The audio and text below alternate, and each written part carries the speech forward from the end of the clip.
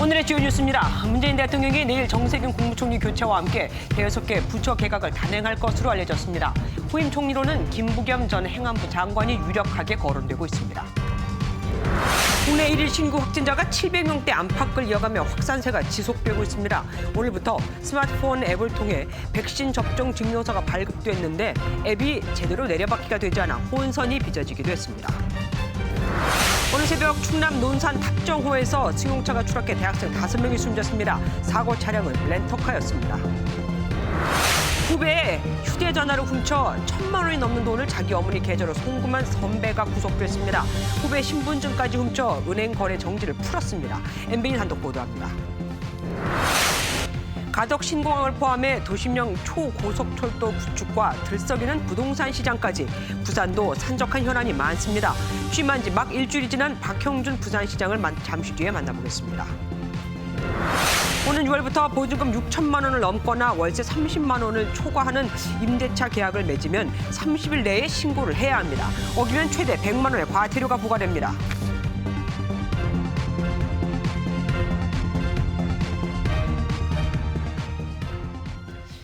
이란을 다녀온 정세균 총리가 대선 출마를 위해서 사의를 밝혔습니다. 내각과 청와대 참모진 인사도 곧 있을 예정이고 당에서는 곧 원내대표, 당대표가 또 뽑히죠. 문재인 정부 마지막 당정청 동시 개편이 이루어지는 셈입니다. 누가 그 자리를 채워야 할까요? 혹자는 문 대통령의 레임덕을 막고 차기 정권 재창출을 위한 인사여야 한다고 합니다. 그래서 소위 친문, 캠코더로 불리는 사람들이 될 것이라는 전망이 우세한데 그런데 민심은 다르죠. 이번 재보궐선거를 보면 강성 친문에서 벗어나 대통령이 취임할 때 한 약속대로 공정과 정의, 민생과 통합을 보여주기를 바라고 있습니다. 고작 남은 1년 동안 무엇을 할 수 있겠냐고 푸념할 수도 있겠지만 그래도 남은 1년만큼은 처음 그 약속을 지키려는 모습을 국민은 원합니다. 선택은 물론 문 대통령의 몫입니다. 문재인 대통령이 내일 정세균 국무총리 교체를 포함한 개각을 단행할 것으로 알려졌습니다. 인적 쇄신 카드로 국정 운영에 동력을 확보하겠다는 의도로 풀이됩니다. 첫 소식 먼저 송주영 기자가 보도합니다. 문재인 대통령이 내일 정세균 국무총리 교체를 비롯해 5-6개 부처 개각을 단행할 것으로 알려졌습니다. 이란을 다녀온 정세균 총리가 사실상 사의를 표명했으며 청와대는 그동안 후임을 물색해온 것으로 전해졌습니다. 이제 거취 문제나 이런 문제에 대해서는 당연히 대통령께 먼저 말씀을 드리고 그리고 이제 입장을 표명하는 것이 순리일 거라고 생각이 됩니다. 여권 관계자는 MBN과의 통화에서 내일 정세균 총리 퇴임식과 총리 후보자 발표가 있다고 말했습니다. 2년 이상 장수장관을 포함한 5-6개 부처 개각도 예상되는데 국토교통부, 고용노동부, 산업통상자원부 등이 거론됩니다. 교체가 예상됐던 홍남기 경제부총리 겸 기획재정부 장관은 정 총리 공백을 대신하기 위해 일단 유임으로 기울어진 것으로 알려졌습니다. 이 관계자는 19일부터 사흘간 진행되는 국회 대정부 질문도 정 총리가 아닌 홍 부총리가 참석하는 걸로 한다고 말했습니다. 청와대 일부 수석과 비서관도 교체됩니다. 최재성 정무수석 자리는 이철희 전 더불어민주당 의원이 대신할 전망입니다. 여기에 민정라인이나 홍보라인 일부 비서진이 교체될 것으로 보입니다. 청와대는 그동안 개각과 청와대 개편, 총리 지명 수순의 교체를 고려했으나 동시교체로 급선회한 것으로 알려졌습니다. 청와대와 정부가 동시에 대대적으로 인적 개편을 하는 모습이 4.7 재보궐선거 참패 이후 가속화하는 레임덕을 차단하는 데 더 효과적이라고 판단한 것으로 보입니다. MBN 뉴스 송정입니다. 이제 관심은 차기 총리입니다. 정치권에서는 문재인 정부 초대 행안부 장관을 지낸 4선의 김부겸 전 더불어민주당 의원이 유력하게 거론되고 있고 중앙부처는 재임 기간 2년 안팎의 장수 장관들 위주로 교체될 것으로 예측이 됩니다. 조차공 기자가 돌아봤습니다. 문재인 정부 임기 말 국정 운영에 구심점 역할을 맡게 될 차기 국무총리. 정치권 안팎에선 김부겸 전 더불어민주당 의원이 유력 후보로 꼽힙니다. 초대 행정안전부 장관으로 문 대통령과 함께 일해본 데다 대구 경북 출신으로 지역 통합의 상징성도 가졌기 때문입니다. 다만 문 대통령이 막판까지 고심을 거듭 중인 것으로 알려진 만큼 다른 인사를 총리로 낙점할 가능성도 있습니다. 앞서 김영주 전 무역협회장 등 경제 전문가가 총리로 올 거란 관측이 나왔지만 본인이 고사한 것으로 알려졌습니다. 이미경 전 민주당 의원, 김영란 전 대법관 등 여성 인사나 박지원 국정원장과 김영춘, 원혜영 전 의원의 이름도 꾸준히 거론됩니다. 중앙부처에선 사의를 수용한 변창흠 국토부 장관의 후임으로 윤성원 국토부 1차관과 정일영 더불어민주당 의원 등이 점쳐집니다. 재임 기간 2년 안팎의 이재갑 고용부 장관이나 김현수 농림부 장관, 해수부와 농축산부 등 장수 장관들도 명단에 포함될 수 있습니다. MBN 뉴스 조창훈입니다. 더불어민주당은 내일 원내대표를 뽑죠. 윤호중, 박완주 의원이 경선에 나섰는데 토론을 보면 두 사람이 완전히 다릅니다. 협치와 개혁 중 더 중요하게 여기는 게 달랐고 또 언론 개혁과 검찰 개혁에 대해서도 입장이 달랐습니다. 서남빛 기자가 보도합니다. 더불어민주당 원내대표 경선을 앞두고 열린 2차 토론에선 야당과의 협치가 화두에 올랐습니다. 야당과 상임위원장 재협상 거부 방침을 밝힌 윤호중 의원은 협치보다 개혁이 중요하다고 강조했고, 네, 협치와 개혁 선택하려면 저는 개혁을 선택하겠습니다. 그런데 협치라는 말은 저희가 선택할 그 대안은 아닙니다. 법사위원장을 제외하고 다른 상임위는 협상할 수 있다는 입장의 박완주 의원은 협치를 선택했습니다. 정의로운 사회를 만들자가 목표고요. 과정을 어떻게 할 거냐, 그건 협치를 해야 한다. 언론개혁과 검찰개혁을 놓고서도 윤 의원은 속도를 강조하며 강행 입장을 밝힌 반면 박 의원은 신중한 접근을 강조했습니다. 경선 전망은 현재로선 안개 속입니다.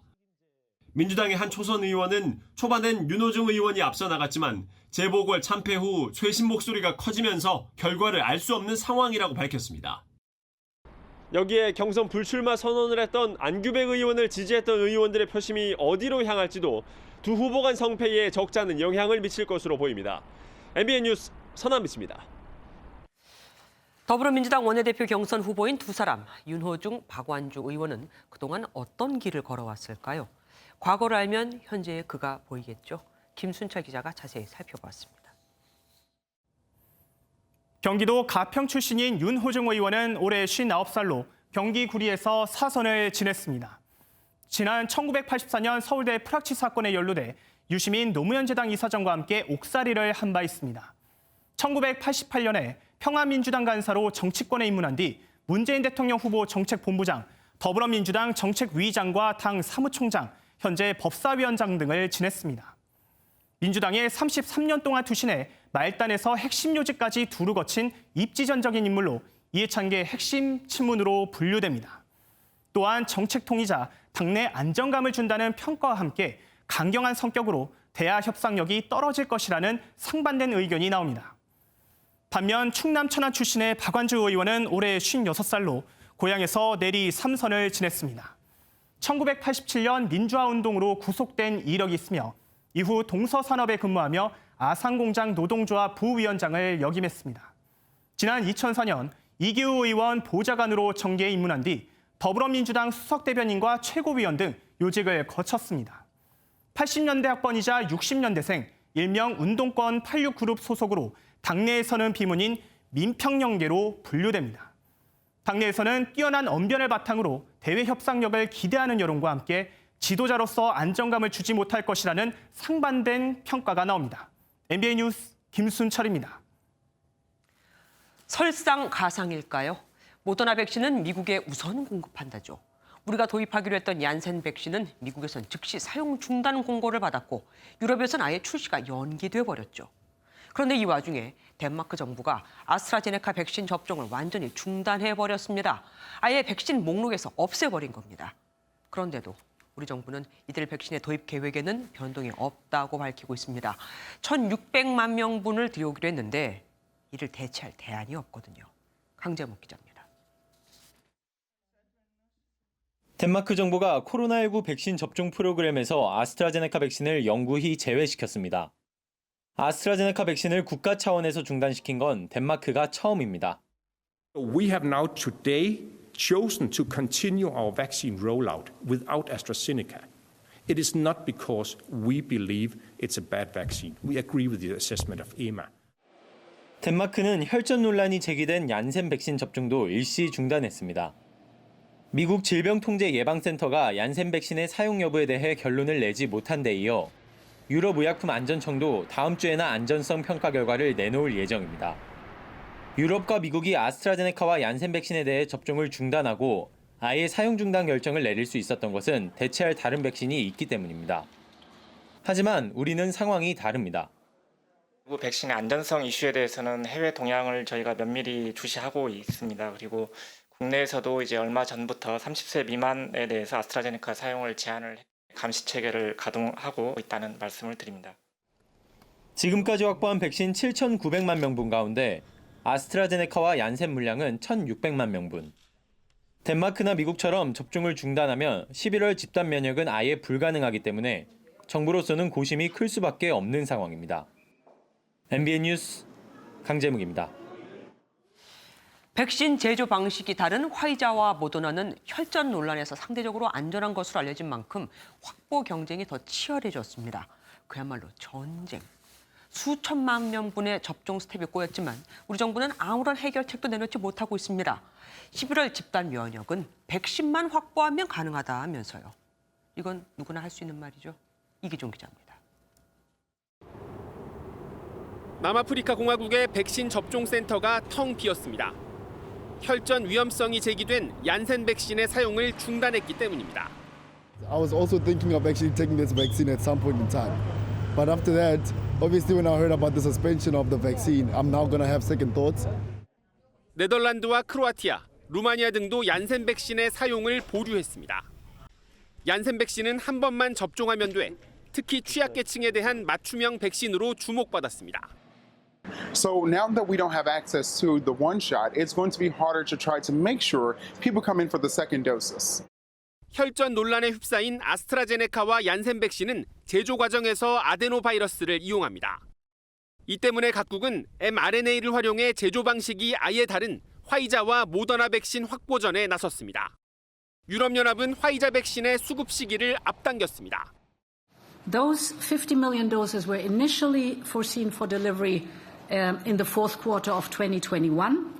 Now they are available in the second quarter of 2021. That is right now.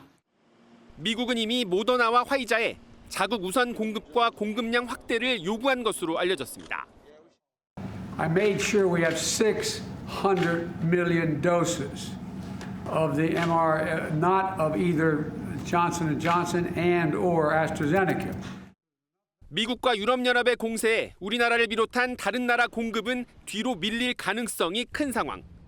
정부는 백신 수급 차질 가능성에 대해 최선을 다할 것이라는 입장만 되풀이했습니다. MBN 뉴스 이기종입니다. 코로나19 신규 확진자 수는 698명. 여전히 700명 안팎을 기록했습니다. 오늘부터는 스마트폰 앱을 통해 백신 전자 예방 접종 증명서를 발급받을 수 있게 됐는데 첫날부터 혼선이 있었습니다. 참, 이 백신 여권과는 다른 겁니다. 그냥 예방 접종을 받았다는 증명이죠. 권영분 기자가 취재했습니다. 기존 백신 예방접종 증명서는 종이로 발급돼 개인정보 유출과 위변조에 취약했습니다. 오늘부턴 이를 보완한 전자 예방접종 증명서가 발급됩니다. 전자 예방접종 증명서는 스마트폰 앱을 통해 발급받을 수 있는데요. 접종자가 어떤 백신을 맞았는지는 물론 접종 차수와 일자까지 확인할 수 있습니다. 데이터를 분산해 저장하는 블록체인 기술로 위변조가 불가능하고 QR코드로 제시했을 때 간단하게 인증받을 수 있습니다. 여기에 PCR 음성 확인서와 확진 후 회복 증명서까지 갖춰지면 해외 여행까지 가능한 백신 여권이 되는 겁니다. 방역 당국은 백신 여권의 개념이 정립되면 이 증명서를 백신 여권으로도 활용하는 방안을 검토할 수 있을 것이라고 설명했습니다. 하지만 발급 첫날 구글 앱마켓에서 다운로드가 되지 않는 등 혼선이 있었습니다. 중지를 해버린 거예요. 그 코로나19 관련된 거는 국가나 이런 그 정보부처만 해야 된다라는 얘기를 하셔야 하는 거예요. 이런 가운데 코로나19 신규 확진자 수는 698명으로 이틀째 700명 안팎을 이어갔습니다. 정부는 중앙부처와 17개 시도가 참여하는 합동 방역 점검단을 가동해 식당과 카페 등 9개 취약 분야에 대한 확산세 차단에 나섰습니다. MBN 뉴스 권용보입니다.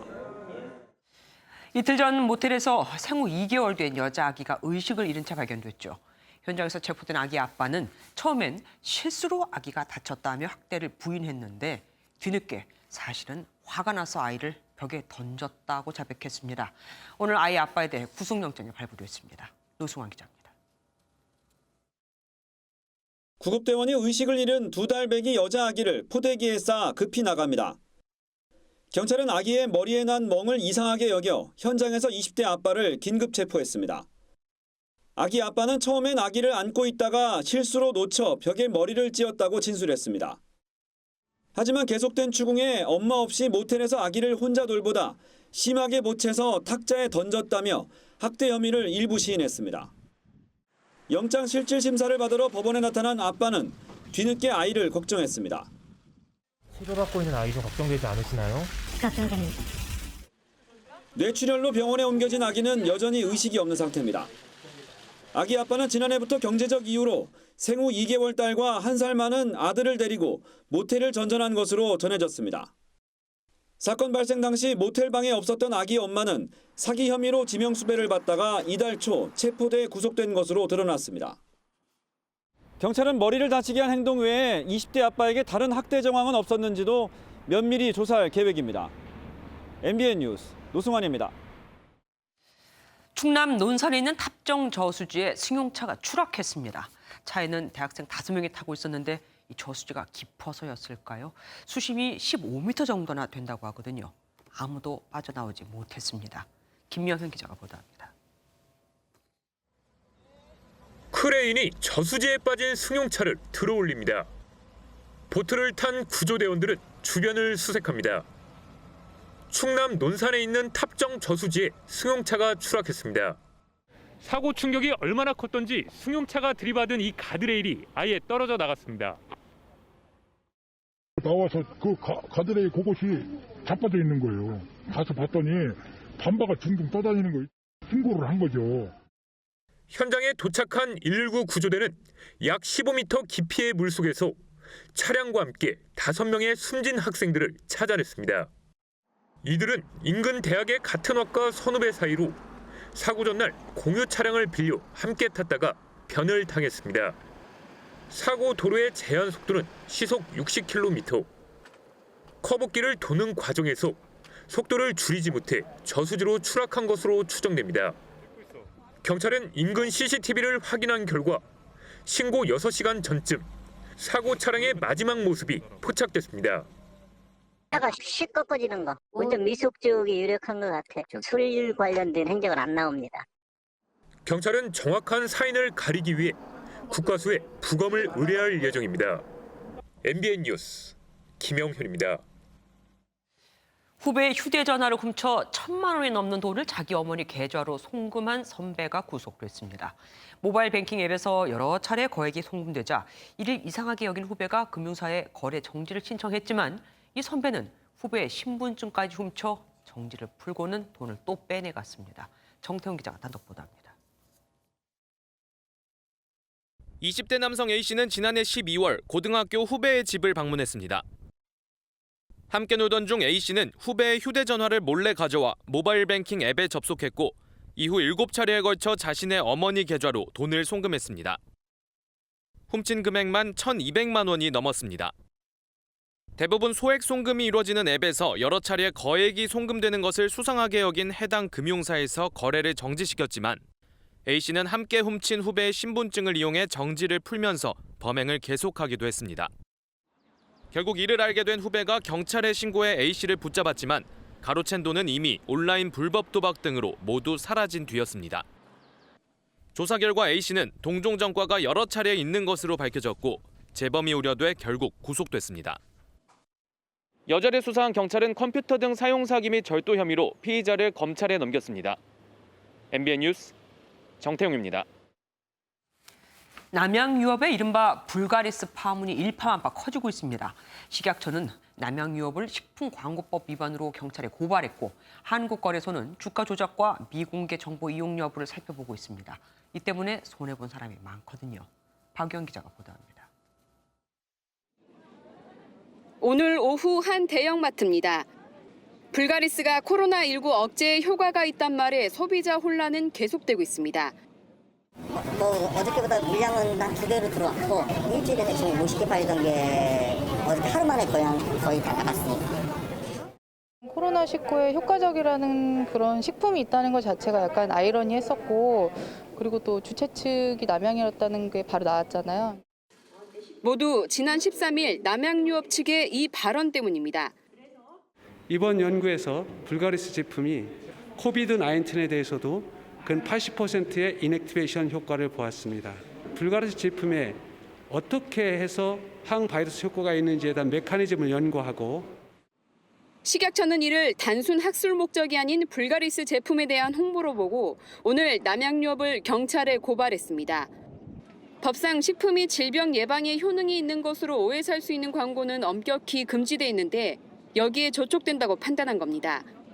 한국거래소도 남양유업의 자본시장법 위반 여부를 살펴보고 있습니다. 쟁점은 두 가지입니다. 남양유업 측이 제품 효능을 과장해 부정거래를 유발했는지와 발표 전 임직원들이 미공개 정보를 이용해 주식을 매매했는지 여부입니다.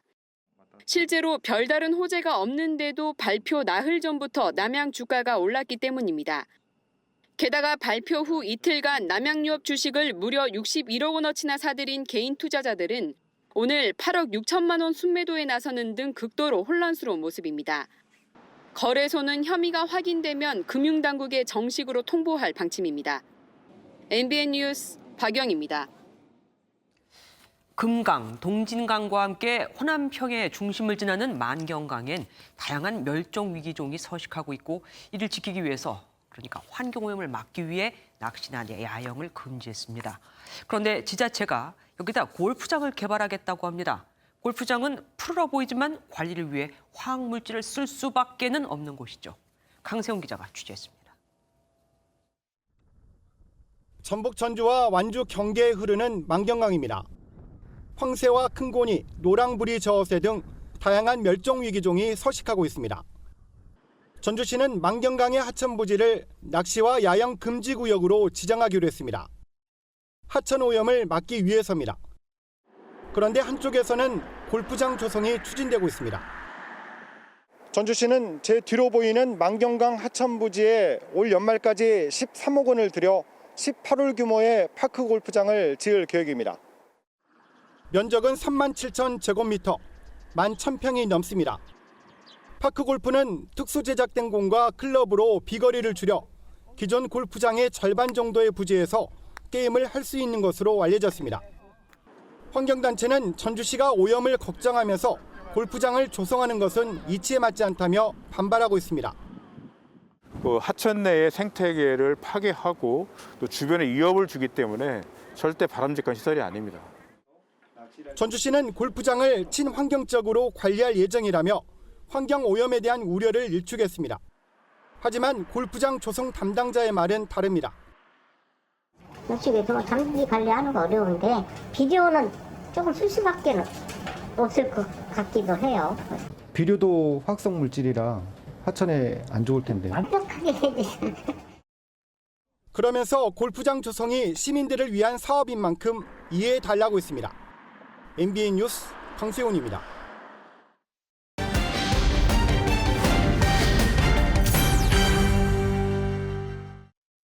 성전환 수술을 받아 강제 전역 조치된 고 변희수 전 하사, 트랜스젠더의 삶을 연극으로 담았던 고 이윤용 극작가, 퀴어 활동가 고 김기홍 씨, 이 트랜스젠더 3명이 한 달 새 연달아 세상을 떠났습니다. 그래서 더 늦기 전에 무엇이 이들을 죽음으로 내몬 건지 짚어보려고 합니다. 아파도 병원조차 가지 못하는 사람들의 이야기, 유호정, 정태진 두 기자가 연이어 보도합니다. 여자로 태어났지만 남성이란 성별을 선택한 장성환 씨. 7년 전 응급실에 갔던 경험이 아직도 충격으로 남아 있습니다. 겉모습은 남자지만 주민등록번호 뒷자리는 여자라는 걸 알게 된 의사는 계속해서 성별을 확인했습니다. 그 정도로 안 믿을 수가 있는 건가 싶을 정도로 계속 물어보더라고요. 본인 아닌 것 같다고, 이거 뭐 잘못됐다고. 그 눈빛은 내가 여기 있으면 그러니까 이 지구에 있으면 안 되는 사람, 안 되는 존재인 것 같은. 법적으로 성별 정정을 마친 성전 환자는 전체 성전 환자의 8%로 추정됩니다. 대부분 겉모습과 법적 성별이 다른 채로 살아가는데 병원에 가면 접수 단계부터 남성이냐 여성이냐는 질문에 시달려야 합니다. 진료 과정에서도 난감한 상황과 끊임없이 마주쳐야 합니다.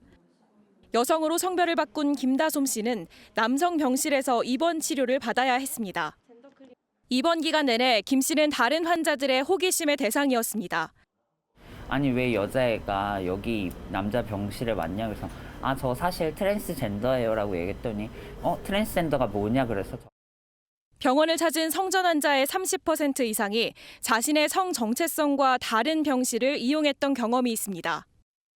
이런 이유로 트랜스젠더 5명 중 1명은 병원에 오는 것을 포기한 경험이 있는 것으로 조사됐습니다. 아플 때 찾는 병원, 이 문턱을 넘는 것조차 그들에게 쉬운 일이 아닌 겁니다. 이렇게 트랜스젠더나 성소수자들이 병원 문턱을 어렵게 넘었다 하더라도 제대로 된 의료 서비스를 받을 수 없는 것이 현실인데요. 저희가 직접 살펴봤습니다. 국내에서 성전환 수술을 할 수 있는 병원은 거의 없습니다. 성전환 수술이 국내에선 거의 이뤄지지 않다 보니 수술 합병증을 비롯해 성전환에 대한 전문 지식을 갖춘 의료진은 많지 않습니다. 해외에서 받으면 한국에서는 뭐 돌발적으로 문제가 생겼을 때 딱히 갈 수 있는 곳들이 그렇게 많지 않아요. 이 병원에선 최근 성전 환자 전문 의료시설을 만들기로 했습니다. 전담 의료진을 꾸리고 남성, 여성, 구분 없는 화장실도 만들기로 했습니다. 하지만 이렇게 성전 환자 전담 의료진과 시설을 갖춘 곳은 손에 꼽을 정도입니다. 병원 문턱을 낮출 수 있는 근본 해결책 가운데 하나는 의대 교육 과정에 성전환 관련 내용을 개설하는 것이라는 게 전문가들의 의견입니다. 의대에서 교육 받을 때부터 시작이 돼야 되는 거죠. 대부분의 의료진들이 이해도가 굉장히 떨어집니다. 이런 특수한 환자군에 대한 교육, 아직은 그것이 안 돼 있는 상태이죠. 누구나 건강하게 살아갈 권리. 성전환자라고 해서 예외가 아닙니다. 포커스 M이었습니다. 미얀마 군부의 쿠데타가 일어난 뒤 약 석 달 동안 무려 700명 이상의 무고한 시민이 목숨을 잃었습니다. 그런데 서슴없이 시민들에게 총을 겨누던 미얀마 군인들이 댄스 파티에서 단체로 춤을 추는 모습이 공개돼 분노를 사고 있습니다. 본인들도 민망했는지 군부는 이들을 일반 시민들인 것처럼 허위 보도하기도 했습니다. 신혜진 기자입니다. 늦은 밤에도 총소리가 멈추질 않습니다. 집과 건물이 불타고 시민들은 영문도 모른 채 끌려갑니다. 같은 날 미얀마 군부는 광란에 댄스 파티를 열었습니다. 제복을 입은 군인들이 음악 소리에 맞춰 손을 올리고 몸을 격렬히 움직입니다. 한껏 흥이 난 군인들 머리 위로 물이 뿌려지고 분위기는 더욱 달아오릅니다. 미얀마 만달레이의 한 사관학교에서 전통설 띵잔을 맞아 물축제를 즐기는 모습입니다. 정작 나머지 미얀마 국민은 유혈 진압으로 죽어간 희생자를 기리며 축제도 거부한 상황이었습니다. 미얀마 군부가 여론을 왜곡하려는 모습도 포착됐습니다. 군부 방송에서 반쿠데타 집회 모습을 축제를 즐기는 인파로 소개하며 허위로 보도하기도 했습니다. 미얀마 인권단체에 따르면 지난 2월 1일 군부가 쿠데타로 정권을 잡은 뒤 군에 희생된 사람은 700명을 넘었습니다. MBN 뉴스 신혜진입니다. 북한의 최대 명절인 태양절, 김일성 주석 생일인 오늘 공교롭게도 미국 의회에서는 대북전단 금지법 청문회가 열립니다. 여기에 미 국무부도 한국은 금지법을 재검토할 수 있는 독립적이고 강한 사법부가 있다며 분위기를 몰아가고 있죠. 법을 다시 바꿔라 이겁니다. 조경진 기자입니다. 우리 시각으로 오늘 밤 미국 하원 톰 렌토스 인권위원회가 한국의 대북 전단 금지법에 관한 화상 청문회를 엽니다. 이 법이 북한의 인권 증진 노력에 방해가 된다는 점을 논의하는데 유튜브로 전 세계 생중계가 됩니다. 미국 국무부도 한국의 독립적이고 강한 사법부가 대북 전단 금지법을 재검토할 수 있다며 분위기를 몰아가는 상황. 정부는 렌토스 청문회는 정책 연구 모임이라며 한미 동맹에 악영향을 줄 만한 사안이 아니라고 확대 해석을 경계하고 있습니다. 그러나 접경 지역 주민과 관계단체들은 미국을 비판하며 거세게 반발했습니다. 대한민국 국회가 주권자 국민의 생명을 지키기 위해 압도적인 국민의 지지 속에 통과시킨 법안입니다. 대체 왜 미국이 남의 나라 일에 감나라 배나라 하는지. 우리 국회에 이어 사법부까지 거론한 것은 도를 넘은 주권 침해이며 내정 간섭이다. 공교롭게 오늘이 북한의 최대 명절 태양절이라 북한의 반응에도 관심이 쏠렸습니다. 그래서 우리 군은 한미 정보당국 간 긴밀한 공조하에 관련 동향을 예의주시하고 있으며 확고한 대비 태세를 유지하고 있습니다. 최근 북한 심포조선소에서 잠수함 발사 탄도미사일 시험 발사 징후가 포착되는 등 북한의 무력 시위와 군사 행보 가능성이 점쳐지며 긴장감이 고조되고 있습니다. MBN 뉴스 조경진입니다. 아까는 더불어민주당 원내대표 관련 뉴스를 전해드렸죠. 이번엔 당대표 얘기입니다. 홍영표 의원에 이어 송영길, 우원식 의원도 차기 당권 도전을 선언했습니다. 친문이냐 아니냐 논란이 있는 만큼 내일 원내대표 선거에서 누가 뽑힐까부터 촉각을 곤두세우고 있습니다. 안보람 기자가 보도합니다. 더불어민주당 사선 우원식 의원이 촛불 초심으로 돌아가 국민과 함께하겠다며 청계광장에서 당대표 선거 출사표를 던졌습니다. 다시 국민 속으로, 현장 속으로 들어가 국민의 신뢰를 회복하겠습니다. 오선 송영길 의원도 다시 시작을 내걸고 변해야 한다고 강조하며 세 번째 당권 도전을 선언했습니다. 민주당이 변화해야 합니다. 민주라는 이름만 빼고 다 바꿀 수 있어야 합니다. 앞서 출마 선언을 한 홍영표 의원은 논란이 된 문자 폭탄에 대해 두둔하는 입장을 보였습니다. 저는 그냥 그것을 어떤 민심의 소리로 듣습니다. 솔직히 좀 심하다 그러면 안 봐요, 저는 아예. 하지만 당내 4선 이상 비주류 의원들은 모임을 갖고 자기 생각과 조금이라도 다른 의견을 적대시하는 것은 당의 발전을 저해하는 행위라며 초선 의원들을 감싸 논쟁을 예고했습니다. 당권 레이스가 본격화하는 가운데 내일 선출되는 새 원내대표가 친문이냐 아니냐가 전당대회의 또 다른 변수가 될 수 있다는 관측이 나옵니다. MBN 뉴스 안보람입니다. 김종인 전 국민의힘 비상대책위원장이 내일 금태섭 전 의원을 만날 예정인데 이 만남을 지켜보는 국민의힘 심기가 매우 불편합니다. 금 전 의원이 제3당 창당을 공언한 바 있는 터라 김 전 위원장이 혹시 여기에 힘을 실어줄까 걱정인 겁니다. 노태영 기자가 보도합니다. 금태섭 전 의원은 MBN과의 통화에서 내일 오전 김종인 전 국민의힘 비대위원장을 만날 계획이라고 밝혔습니다. 김 전 위원장의 요청으로 회동이 이루어졌으며 사적인 만남이라고 금 전 의원은 전했습니다. 2016년 총선 당시 민주당 비상대책위원회 대표였던 김 전 위원장의 공천을 받아 당선된 금 전 위원은 이후 김 전 위원장과 자주 만나온 것으로 전해졌습니다. 때문에 윤석열 전 총장도 들어올 수 있는 신당을 만들어야 한다고 했던 금 전 의원에게 김 전 위원장이 힘을 실어줄 수도 있다는 예상이 나옵니다. 당장 국민의힘에서는 김 전 위원장의 행보와 거리를 두거나 직전 소속 정당을 어렵게 해선 안 된다는 비판이 잇따랐습니다. 신당 창당의 속도 낼 것 같은 것도 언론의 장문이라고 생각해. 정치인들은 자기 나름대로 정치 구성이나 상황이 다 있기 때문에 무슨 말이든지 할 수 없겠어요. 그러나 나가서 또 무슨 단체나 정당 운운을 이런 것을 깔고 만난다면은 자기가 얘기한 자강론과 정면으로 안 맞는. 여기다 김병준 전 자유한국당 비상대책위원장이 어차피 안 되는 당 운운하며 침을 뱉고 있다고 비난하는 등 야권 유력 인사들의 김 전 위원장에 대한 반발이 확산하고 있습니다. MBN 뉴스 노태현입니다. 이번엔 지난 4.7 재보선에서 부산시장에 당선된 박형준 시장 만나보는 시간을 마련했습니다. 부산 연결해 보겠습니다. 안녕하십니까 시장님, 반갑습니다.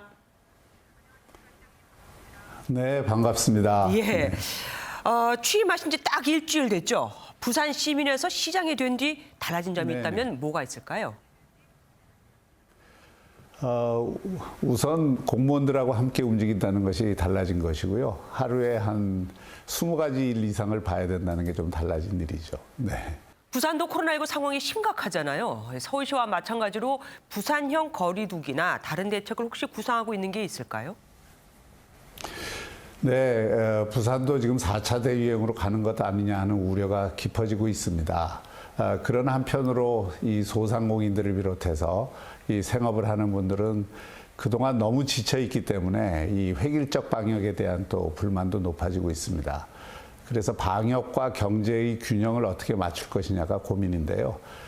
지금 방역 나온 것 가운데 철저히 준수할 것은 더 철저히 하고 그동안의 데이터를 통해서 조금 비합리적이라고 생각되는 것은 고쳐갈 생각입니다.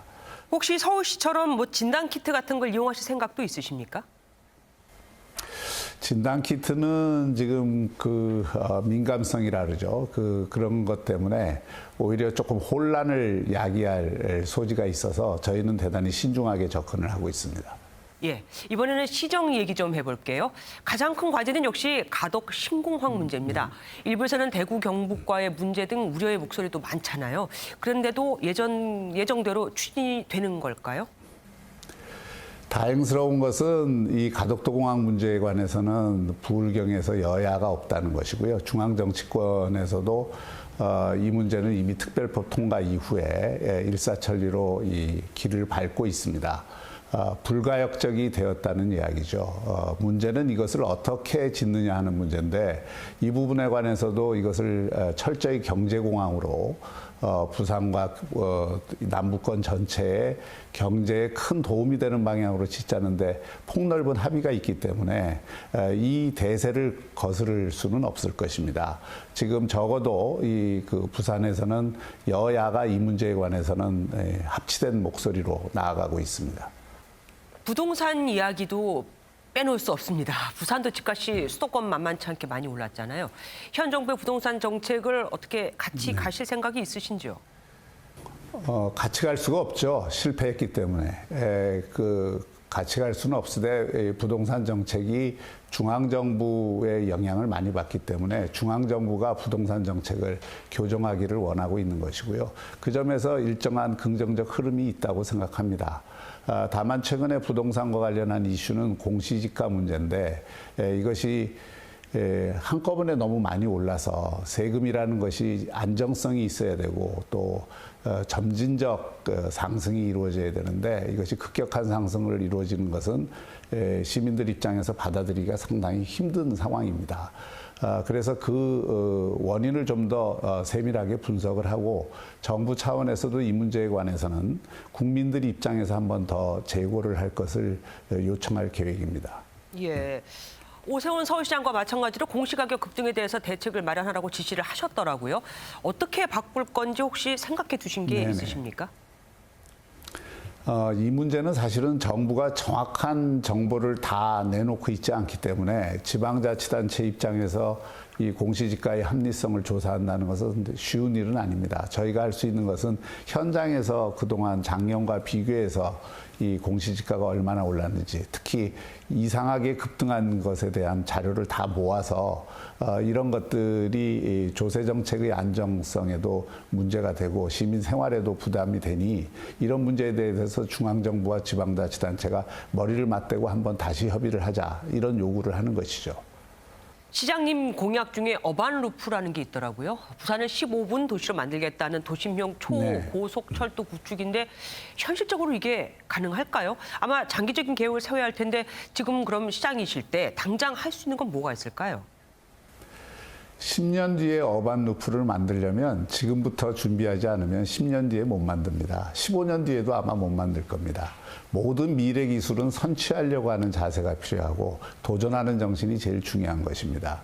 아마 10년 뒤, 20년 뒤에는 하이퍼루프 시대가 분명히 열릴 것이고 대한민국의 고속철을 좀 늦게 개발하는 바람에 세계 4위의 기술국임에도 불구하고 고속철을 수출을 못합니다. 어반루프, 하이퍼루프가 시대가 열렸을 때 우리나라가 선도 국가 또는 선도 도시가 되려면 어디선가 먼저 시작하려고 하는 움직임이 있어야 되고 부산이 가덕도 공항과 함께 또 북한 개발과 함께 최적지라고 생각을 합니다. 어반루프는 이미 미국이나 아랍에미레이트나 프랑스나 여러 나라들의 하늘에서 실험적인 과정들이 지금 벌어지고 있고 우리가 결코 빠른 것이 아니다. 지금 해도 그들과 경쟁하는데 그 부담이 있기 때문에 부산에서 금년과 내년에 사전 조사와 기획을 완료하고 또 그것을 바탕으로 해서 2, 3년 내에 계획을 완성을 하고 예산을 확정을 하면 10년 안에 이 기술을 적용하는 것은 어렵지 않다고 봅니다. 예, 마지막으로 하나만 더 질문을 드리겠습니다. 재선 도전하실 거죠? 저는 선거하면서부터 모든 공약을 5년에 맞춰놨습니다. 알겠습니다. 지금까지 박형준 부산시장과 함께했습니다. 감사합니다. 감사합니다. 전라남도 신안 앞바다엔 매미섬이라 불리는 작은 섬, 선도가 있습니다. 3년 전만 해도 이름 모를 섬이었지만 지금은 일약 스타가 됐다고 합니다. 섬 전체가 다 노랗게 된 덕입니다. 정치훈 기자가 선도의 비밀을 취재했습니다. 신안 본섬인 앞해도에서 100길로 50분. 작은 섬 선도에 도착합니다. 하늘에서 바라보니 섬 전체가 노란 꽃물결을 이룹니다. 축구장 12개 넓이에 심어진 수선화 300만 송이가 활짝 펴 마치 섬 전체가 정원처럼 보입니다. 이름난 해수욕장 하나 없던 이곳에 수선화가 심어진 건 3년 전. 한 할머니 집에서 시작됐습니다. 마당 전체에 수선화가 곱게 피어 있는데요. 이 30년 전 이곳에 수선화를 심게 된 게 섬 전체로 퍼지게 된 계기가 됐습니다. 반신반의했던 주민들도 마늘과 양파밭을 갈아엎고 꽃을 심었습니다. 마을 지붕도 노랗게 칠했습니다. 양파, 마늘 농사만 짓다가 첫 해에는 이제 꽃을 이렇게 심어가지고 뭐 좋으냐 이렇게 했는데 지금 1년, 2년 지나다 보니까 수선화 축제도 한 차례 열리고 지난해에는 가고 싶은 섬에 선정되기도 했습니다. 그러나 코로나19로 축제가 취소되면서 찾는 발길이 다시 끊겼습니다. 그러던 차에 희소식이 들렸습니다. 주로 네덜란드에서 수입하는 수선화가 식물 바이러스 문제로 통관이 어려워진 데다가 최근 가로수나 등산로 주변에 조경용으로 몸값이 올라간 겁니다. 알뿌리를 구하기 어렵자 전국 최대 산지인 선도가 다시 주목을 받은 겁니다. 구근을 이제 팔 수 있어서 그런 소득을 올릴 수 있고 더불어서 구근뿐만 아니라 다른 향장 원료라든가 이런 쪽으로 이제 부가가치를 올릴 수가 있습니다. 섬을 수놓은 노란 수선화. 매미섬도 주민들도 웃게 하는 효자꽃이 됐습니다. MBN 뉴스 정춘우입니다.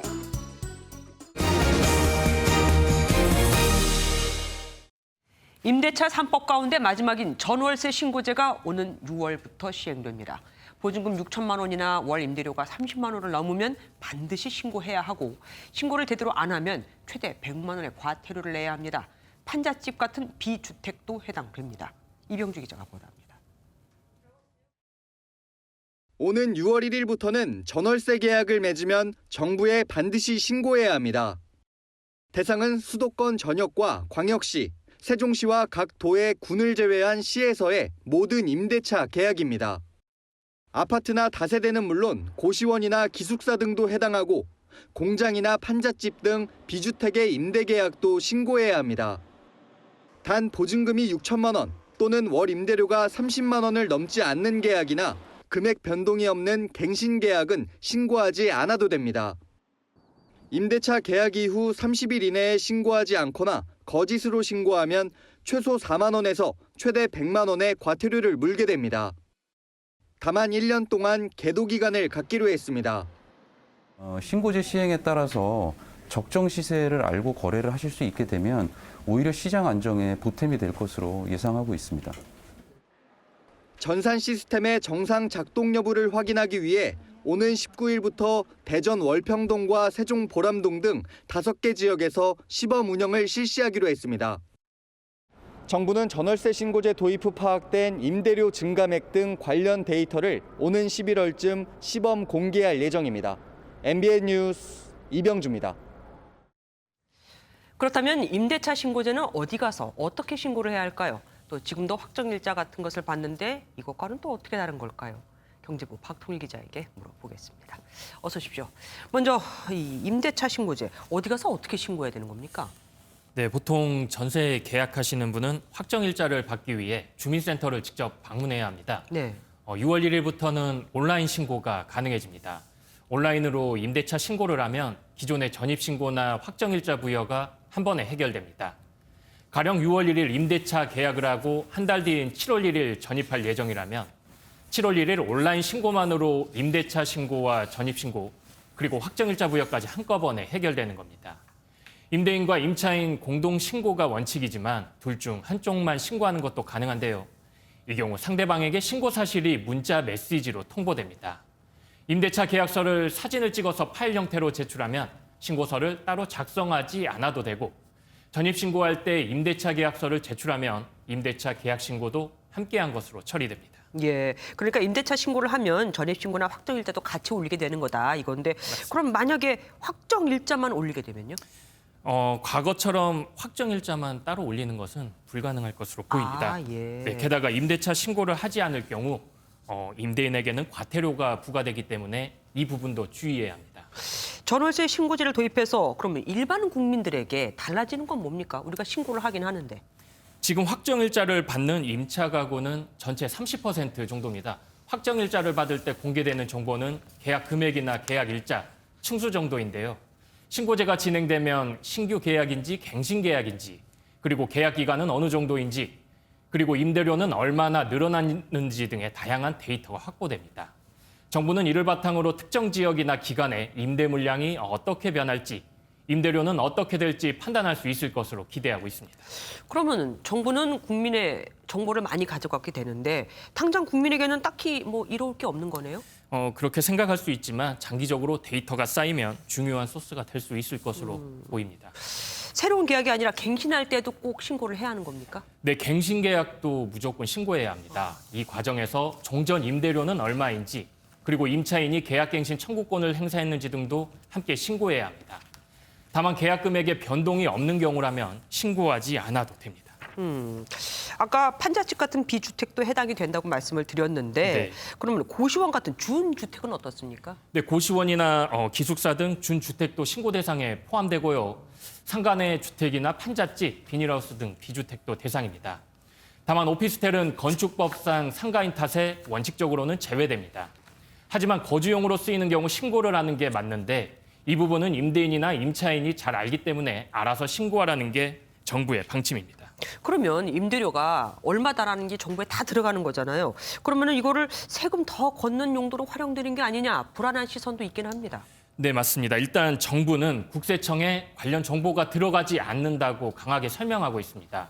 국세청이 관련 자료를 요구할 법적 근거도 없고 이미 국세청이 다양한 정보를 통해 과세하고 있어서 이번 신고제와 연관지을 필요가 없다는 주장입니다. 예, 어쨌든 뭐 이번에는 월세, 전세 신고제가 전세값 안정에 기여를 할 수 있으면 좋겠네요. 지금까지 경제부 박통일 기자와 함께했습니다. 계열사 부당 지원과 증거 인멸 지시 의혹 등을 받고 있는 박상구 전 금호그룹 회장이 오늘 검찰에 소환됐습니다. 검찰은 금호그룹 임원이 공정위 직원에게 뒷돈을 주고 박 전 회장에게 불리한 자료를 그야말로 그 단어가 들어간 자료만 없애는 핀셋 삭제한 정황을 포착했습니다. 박장 기자가 단독 보도합니다. 지난 2018년 2월 금호그룹 임원과 공정거래위원회 직원 사이에 은밀한 거래가 이뤄졌습니다. 한 달 전 공정위가 확보한 금호그룹 자료 일부를 없애주는 대가로 검은 돈을 건넨 겁니다. 당시 금호그룹 상무였던 윤모 씨는 공정위 직원에게 회장님, CCC, 아시아펀드 등의 단어가 들어간 자료를 지워달라며 뇌물 417만 원을 건넸습니다. 해당 단어들은 모두 박삼구 전 회장을 가리키는 말들이었습니다.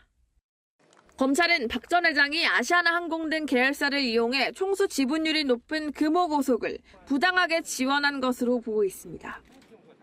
또 공정위가 이 과정을 추적하자 그룹 차원의 증거 삭제 지시가 이뤄졌을 것이라 보고 박 전 회장에게 관련 내용을 추궁했습니다. 앞서 공정위는 박 전 회장을 비롯한 금호그룹 총수 일가가 계열사 부당 지원으로 80억가량을 챙긴 것으로 보고 320억 원의 과징금을 부과했습니다. 검찰은 박 전 회장에 대한 소환 조사가 끝나는 대로 수사 내용을 정리해 구속영장 청구 여부를 결정할 예정입니다. MBN 뉴스 박지안입니다. 문재인 대통령이 확대 경제장관 회의에서 우리가 세계 반도체 공급망을 주도해야 한다고 말했습니다. 미국과 중국의 주도권 다툼에서 살아남으려면 우리 반도체 업계의 점유율을 더 높이는 게 필수인데 그러려면 국내 공장부터 증설해야겠죠. 하지만 기업 입장에선 우리나라보다 미국에 투자하는 게 훨씬 더 이롭습니다. 박은지 기자가 보도합니다. 한국 GM 부평 공장이 오는 19일부터 일주일간 가동을 중단합니다. 최근 현대차 울산일 공장과 아산 공장도 며칠간 공장이 멈췄습니다. 모두 차량용 반도체가 부족해서입니다. 현재 삼성이 가장 높은 메모리 반도체 점유율을 보이고 있지만 차량용 반도체 등 빅메모리 사업 분야에선 아직 해외 기업에 자리를 내주고 있는 상황입니다. 이 문제가 당장 개선되기는 어렵습니다. 국내 자동차 부품업체들이 차량용 반도체에 어떤 품목들이 필요한지를 수요 조사가 좀 있어야 되겠죠. 대부분 3분기나 4분기까지는 가지 않겠냐 그렇게 예상하더라고요. 차량용 반도체 문제는 찻잔 속의 태풍에 불과할 수 있습니다. 미국과 중국은 전 세계 반도체 공급망을 놓고 치열한 주도권 다툼을 시작했습니다. 문재인 대통령은 경제부처 장관들과 반도체 업계 대표 등이 참석한 회의에서 우리가 주도권을 잡아야 한다고 말했습니다. 글로벌 반도체 공급망을 우리가 계속 주도해 나가야 합니다. 지금 세계가 맞이하고 있는 반도체 슈퍼 사이클을 새로운 도약의 계기로 삼아 종합 반도체 강국 도약을 강력히 지원하겠습니다. 앞서 반도체 업계는 연구개발과 설비 투자에 대해 50%까지 세액 공제를 해달라고 요청했습니다. 현재 미국은 설비 투자의 40%를 세액 공제하는 반면 우리나라는 3%에 불과합니다. MBN 뉴스 박은채입니다. 그동안 좀 잡혀가나 싶던 서울 집값이 다시 꿈틀대고 있습니다. 오세훈 서울시장 당선 후 재건축 아파트를 중심으로 가격이 다시 상승세를 보이고 있기 때문입니다. 오 시장 말대로 정말 단기적인 현상일까요? 장명훈 기자가 전합니다. 서울 노원구 상계동의 한 주공 아파트입니다. 이 아파트 전용 46제곱미터 매물이 최근 7억 5천만 원에 나오는 등 가격이 계속 오르고 있습니다. 오세훈 서울시장 당선 이후 재건축 기대감이 커지면서 오름세가 더 뚜렷해졌습니다. 매도인 분들이 싸게는 이제 안 팔려고 하시는 경향이 있어요. 네, 거두는 경우도 있어요. 아니면 더 높게 다시 올리거나. 효과가 떨어지진 않네요. 재건축 아파트 단지가 많은 지역 위주로 상승세를 이끌면서 서울 아파트값 상승률도 10주 만에 다시 상승 반전했습니다.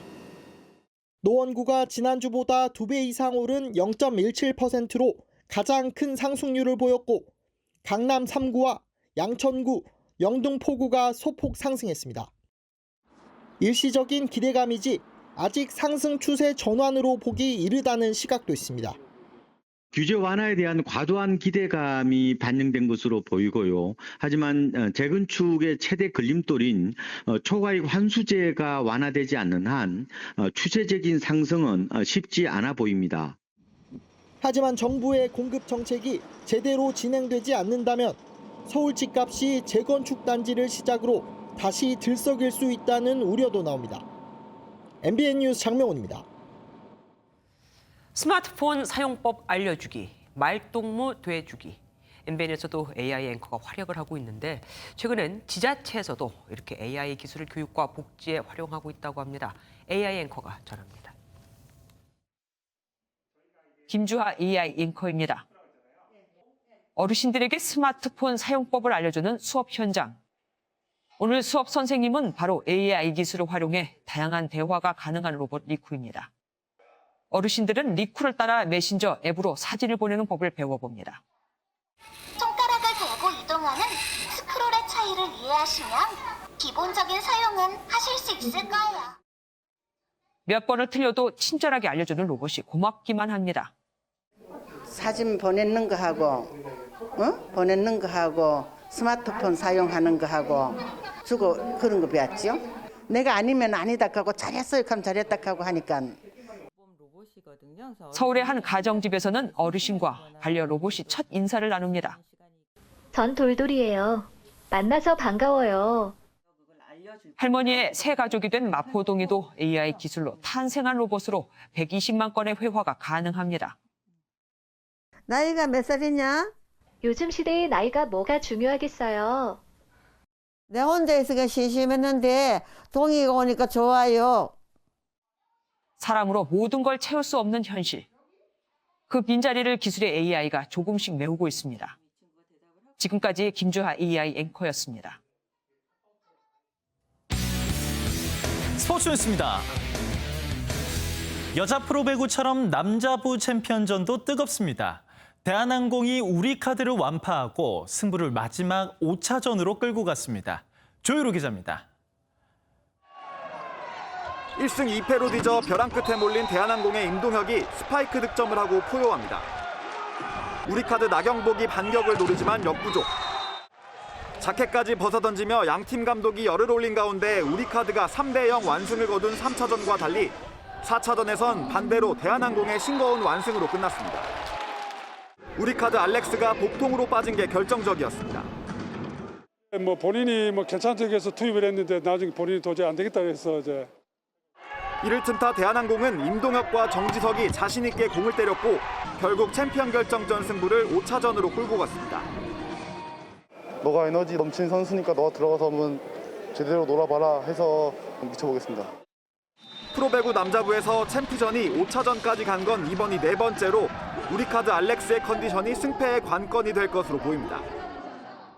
챔피언 자리를 놓고 다투는 두 팀은 토요일에 있을 5차전에서 최후의 승부를 펼칩니다. MBN 뉴스 조이로입니다. 꽃샘추위가 풀리면서 오늘 한낮에는 포근한 봄 날씨를 되찾았습니다. 내일은 봄 기운을 만끽할 새 없이 전국에 비가 내리겠는데요. 비의 양은 수도권과 영서, 충청과 전북에 5에서 20mm, 그 밖에 전국에는 5mm 안팎으로 비의 양은 적겠습니다. 다만 내일 비가 오는 지역에는 돌풍이 동반될 수 있어서 주의가 필요합니다. 비가 그치고 나면 한동안 맑았던 하늘이 다시 먼지로 가득 찹니다. 황사가 유입되면서 내일 전국 대부분 지역의 미세먼지 농도가 높겠는데요. 특히 중부 지역을 따라서는 내일 밤에 매우 나쁨 수준까지 올라서겠습니다. 비는 내일 낮에 중부 서해안부터 그치기 시작하겠고요. 내일 서울의 아침 기온은 9도, 한낮 기온은 16도를 가리키겠습니다. 남부지방 내일 오후까지도 비가 조금씩 더 이어지는 곳이 있겠습니다. 내일 오전부터 동해안과 산지를 따라서는 강풍특보가 내려지겠는데요. 바람이 매우 강하게 불겠습니다. 토요일에는 찬 공기가 유입되면서 대기가 매우 불안정해집니다. 따라서 곳곳에 소나기가 내릴 수 있겠고요. 주말에는 대체로 포근한 날씨가 예상됩니다. 날씨였습니다.